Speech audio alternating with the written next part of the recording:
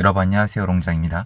최근 제가 사회가 돌아가는 걸 보면은 심각할 정도로 박살이 나고 있는 분들이 계신데 그분들에게 좀 오늘의 내용이 전달됐으면 좋겠습니다.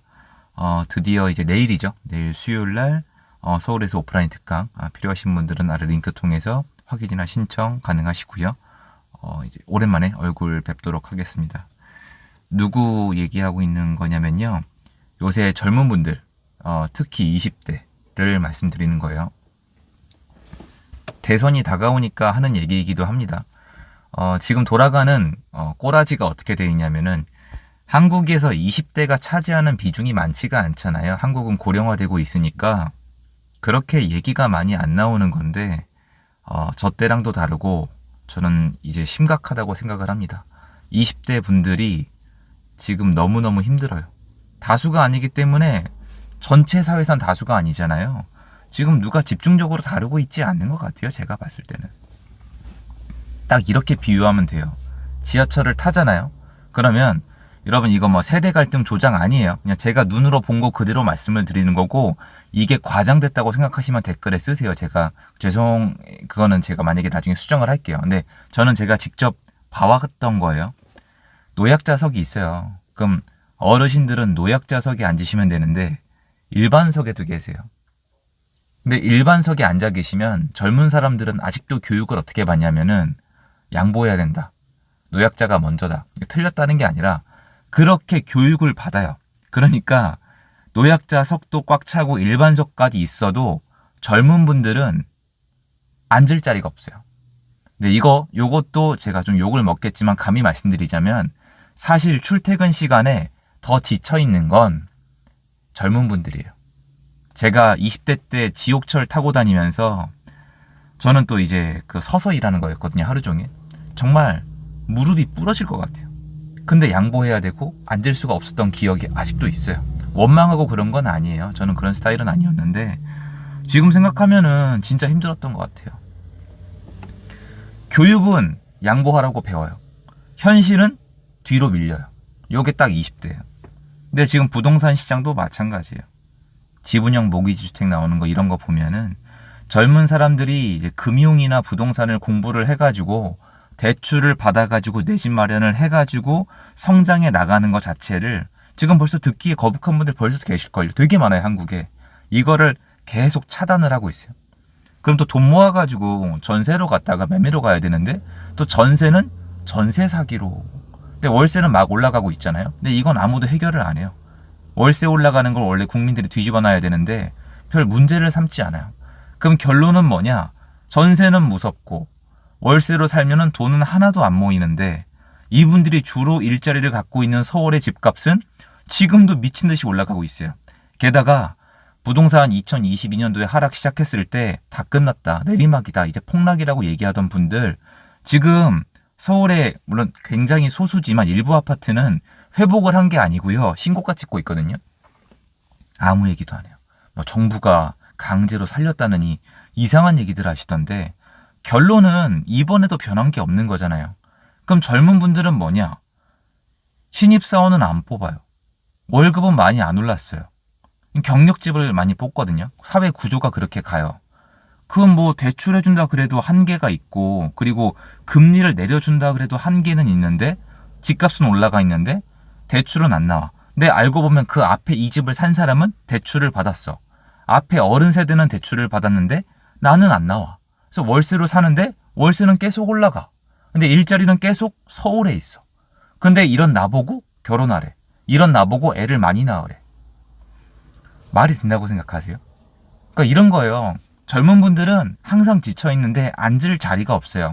거기서 요새 사회가 진짜 너무너무 잔인하다고 생각하는 게 뭐냐면은 20대를 대놓고 까요. 절대 뽑으면 안 된다. 일 못한다. 원하는 것만 많다. 그런데 저는 예전에 학생을 가르쳤었잖아요. 전 학생들을 되게 좋아해요. 그래서 정말 무한한 가능성 덩어리거든요. 교육을 그렇게 받았어요. 교육을 원칙대로 공정하게 공평하게 그게 이제 수능에서 수시로 넘어가고 로스쿨로 넘어가 이렇게 해가지고 공평, 공정 이런 것만 주입을 시킨 거예요. 근데 사실 살아보면 공정이란 건 잘 없거든요. 그래서 저는 이제 사회가 여기까지 왔다고 생각이 돼요. 그래서 저는 사실 젊은 분들 만나면은 어떻게 해야지 성공할 수 있는지에 대해서 얘기하려고 많이 노력을 해요. 그런데 20대에는 잘 안 들린단 말이에요. 제가 이 얘기를 지금 굳이 왜 꺼내냐면 이제 선거가 다가오고 있잖아요. 어른들이 또 이 얘기를 하세요. 이재명 후보가 당선이 돼야 젊은 사람들이 좀 산다고. 아니에요. 아니, 어른 세대가 젊은 분들한테 현실은 있는 그대로 얘기해야 되는 거 아니에요, 여러분? 진보로 가고 이 배분, 분배주의로 가면요. 젊은 사람들한테 더 안 가요. 왜냐하면 이 사람들은 힘이 없잖아요. 사회적으로 위치를 잡은 기득권들이 사회 배분이 일어나면 먼저 땡겨가시잖아요, 다들. 생각을 해보세요. 유동성이 어떤 식으로 풀리는데요. 젊은 사람들은 가지고 있는 게 없기 때문에 가져와봤자 요만큼이에요. 젊은 사람들한테는 도전하고 실패했을 때 일어나고 성공했을 때 과실을 세금을 최소화해서 가져갈 수 있는 기회를 줘야 돼요. 성장의 기회, 도전의 기회를 줘야 돼요. 근데 계속 공정, 공평, 룰, 계약서, 너의 권리, 너는 약자, 너는 보호대상, 사회의 누구누구는 악마, 이것만 계속 주입을 하고 있잖아요. 그럼 이재명 후보 당선 이후에 어떻게 될 것 같은데요? 젊은 사람들 더 힘들어져요. 그러니까 정치는 이거예요. 공약이나 한 일에 대해서 이렇게 얘기를 해요. 이러이런 거를 만들어서 젊은 세대를 보호했다. 근데 알고 보면은 혜택 대상은 소규모예요. 예를 들어 드릴게요. 지분형 모기지 주택이란 게 있어요. 이건 뭐냐면, 그러니까 집값의 10%만 가지고도 서울에 내 집 마련 가능합니다라고 하는 올해 하반기부터 시행하는 어떤 상품인데, 주택금융공사에서 하는 거예요. 집이 있으면은 주택금융공사가 반, 여러분이 반 이렇게 가져가면서 집값이 내려가면은 금융공사에서 책임을 져주고 올라가면 나눠 먹는 거고 매달 월세 비슷하게 돈을 내면 되거든요. 약간 이런 식으로 계속 가는 거예요. 정부가 나서서 자꾸 이 사람을 도와주는 거예요. 근데 문제가 뭐냐면은 요게 1000명 대상이에요. 4천억인가 예산이 잡혀 있거든요. 1000명 대상인데 서울로 따지면 서울의 원래 아파트 한 달 평균 거래량이 이제는 좀 낮춰 잡아야 되거든요. 지난 3년 동안 박살이 나서 한 5,000건이에요. 한 달에 5,000건 거래가 되는 서울 아파트에 1000명 대상으로 하면은 뭐가 확 달라져요. 그리고 발표하겠죠. 20대 청년들이 내 집 마련하는데 도움을 줬다. 이런 식으로 발표가 난단 말이에요. 그리고 문제는 뭐예요? 1000명은 도움을 받았죠. 나머지는요. 그리고 1000명도 마찬가지예요. 이 사람들 이 집에 살다가 나중에 이사 나가거나 옮겨 탈 때 1000명이 아닌 이 혜택을 받지 않은 사람들이랑 자유시장에서 경쟁을 해야 돼요. 가격도 마찬가지예요. 그러면 앞에 집을 팔 때 이 차익을 나눠 가졌죠. 그럼 다음 집 살 돈이 어디 있어요? 옮겨 타기가 안 된다고요. 공공임대 아니면 이런 반반 주택 아니면 뭐 토지만 빌려주는 거 있잖아요. 그런 주택들의 단점이 뭐냐면은 당장 5년, 10년은 좋아요.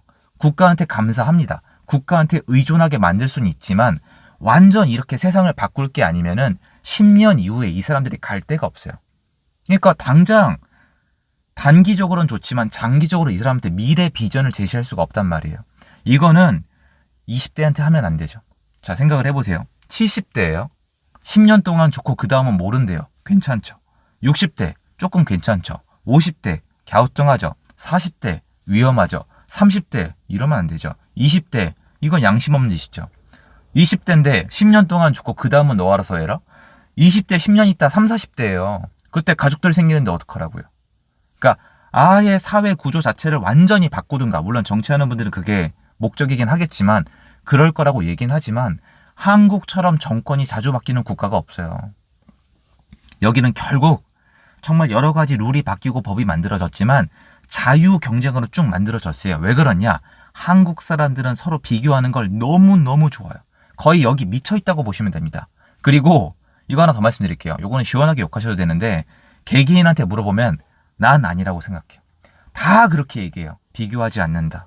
나는 내 인생이 행복하면 그걸로 만족한다. 우리 애가 건강하게 자라면 그만이다.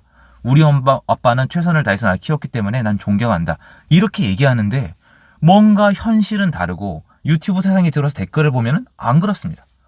이분들이 뭐 거짓말한다는 뜻이 아니라 저도 그렇겠죠.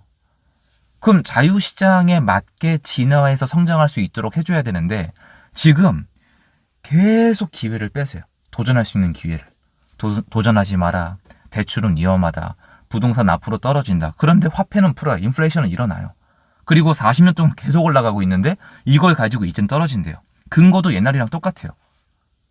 사업도 하면 안 되고 취업하면 취업할 자리는 없고 월세는 올라가는데 뭐 이거 어떻게 합니까? 그 와중에 하나 더 있어요. 국민연금. 건강보험이랑 국민연금에 대해서 사람들이 지금 얘기를 좀 직접적으로 안 하시는데 이거 농담 아니고요. 지금 20대 분들, 지금 10대부터 본격적이다. 지금 10대랑 20대가 다 떠안아야 돼요. 야, 싫은데 나 안 떠안을 건데? 해보세요. 방법 없어요. 지금 제 세대도 마찬가지예요. 저희 어른 세대가 연금을 타시면 한 달에 300 넘는 분들이 되게 많았거든요. 저 때가 200대?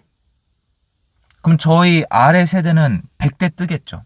근데 그거 아세요, 여러분? 이게 진짜 사기예요. 예를 들어서 제가 65세, 한 70세부터 연금을 탄다고 쳐요. 그러면 한참 남았거든요. 그럼 70세부터, 65세인데 70세부터 연금을 탄다고 제가 하는데 너 앞으로 200 나온대요. 그럼 와, 70세 넘으면 나 지금부터 200씩 나와? 괜찮네라고 생각을 하죠. 그건 지금이고. 내가 70세가 되면은 시간이 흘렀죠. 물가가 오르죠. 화폐 가치가 내려갔죠. 그때 200은 가치가 없는데 그거를 반영을 안 한답니다. 이해하세요? 그래서 그 인플레이션을 반영할 수 있는 거를 찾아내셔야 돼요. 전 부동산을 선택한 것 뿐이에요. 물론 오르내림이 있죠. 기다리면 된다는 건데 물론 최근 3년 동안의 이런 시장을 보면은 IMF도 터졌고 카드 대란도 터졌고 국제금융위기에 코로나에 중간에 뭐 사스, 메르스 뭐 이런 사건들이 또 계속 있을 거예요. 근데 이것도 역사를 공부해 놓으면은 물론 당연히 한계도 있고 위기도 있겠지만 또 나름대로 이해하고 시간이 흘러가고 살아남고 그런 역사적 반복이 또 되지 않을까요? 그런 과정에서 전 여전히 제일 필요한 거는 이 야생 같은 시장에서 살아남을 수 있는 그건 근본적인 어떤 마인드와 능력이라고 생각해요. 근데 글로 가고 있지 않는 것 같아요. 자유시장으로 가서 강하게 만들어야 돼요. 왜냐면 사람이 안 변했으니까. 근데 계속해서 좋은 얘기를 해주면서 길들이고 있는 거예요. 그러면서 기회는 안 주죠. 그러니까 이 사람들은 분명히 사회가 시키는 대로 했는데 몸은 지쳐있는데 지하철에서 서가고 있는 집에 가서 잠들기 바쁜 그냥 그런 모습인 거예요. 전 그렇게 생각을 하거든요. 참 안타깝죠. 근데 앞으로 더더욱 어려워질 것 같아요. 제가 봤을 때. 훨씬 더. 그런 세상이 다가오고 있으니까 각자 알아서 공부할 수밖에 없겠죠. 또는 부모님이 좀 잘 알려주셔야 된다고 저는 생각을 합니다. 그거 말씀드리고 싶어서 영상 준비해봤고요. 좋은 하루 되세요, 여러분. 좀 얘기하면서 매번 요즘 영상들은 가슴 한켠이 좀 답답합니다. 좋은 하루 되세요. 감사합니다.